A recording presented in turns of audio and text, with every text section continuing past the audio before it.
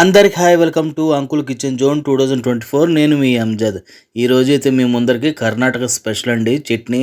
కర్ణాటకలో అంటే బెంగళూరులో సూపర్గా చేస్తారు చట్నీలు.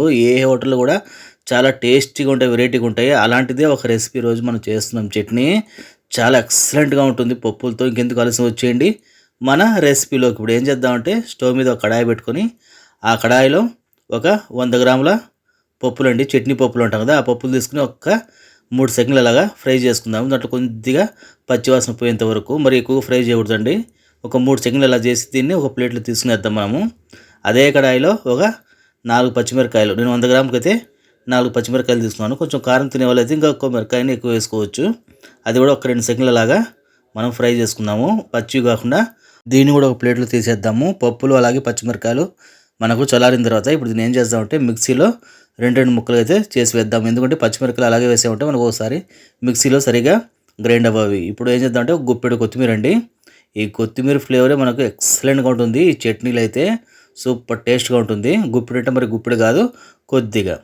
ఇప్పుడు మనం ఫ్రై చేసి పెట్టిన పప్పులు ఉన్నాయి కదా, ఆ పప్పులు అయితే వేసుకునేద్దాము.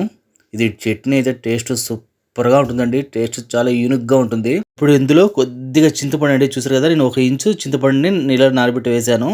చింతపండు కొద్దిగా పడితే టేస్ట్ అనేది చాలా బాగుంటుంది మనకు. అక్కడక్కడ పుల్లగా చట్నీలో బాగుంటుంది. ఇప్పుడు నేను మెత్తగా అయితే పేస్ట్ పెట్టేద్దాం నీళ్ళు వేసి. చూసారు కదా, చూడడానికి ఎంత కలర్ఫుల్గా ఉంది కదా, లైట్ గ్రీన్ కలర్గా. టేస్ట్ అయితే చాలా బాగుంటుందండి.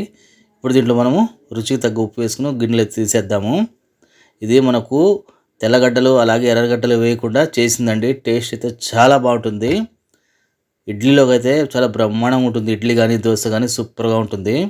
ఇందులో మనము తెల్లగడ్డ కానీ ఎర్రగడ్డ కానీ వాడలేదు. టేస్ట్ కూడా చాలా బాగుంటుంది.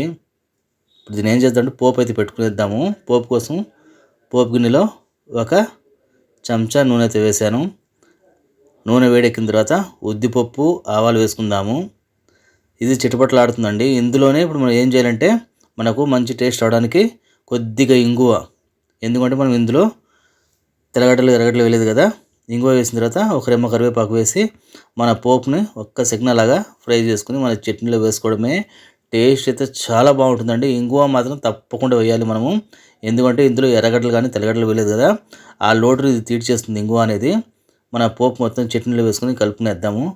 చూసారు కదా, మంచి గుమ్మలాడుతుందండి. అసలు చట్నీ అయితే మంచి స్మెల్, మంచి సువాసన.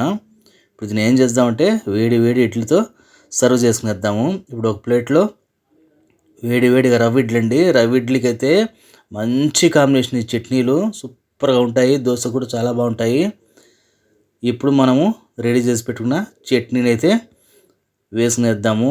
మనకు చట్నీ సర్వ్ చేస్తుంటేనే మంచి స్మెల్ అయితే వస్తుందండి. కర్ణాటకలో అయితే చట్నీలకు ఫేమస్. బెంగళూరులో ఇడ్లీలోకి ప్రతి ఒక్క హోటల్లో చాలా టేస్టీగా ఉంటాయి. మీకు నచ్చుతుంది. తప్పకుండా లైక్ చేయండి, సబ్స్క్రైబ్ చేయండి, షేర్ చేయండి. Thank you friends.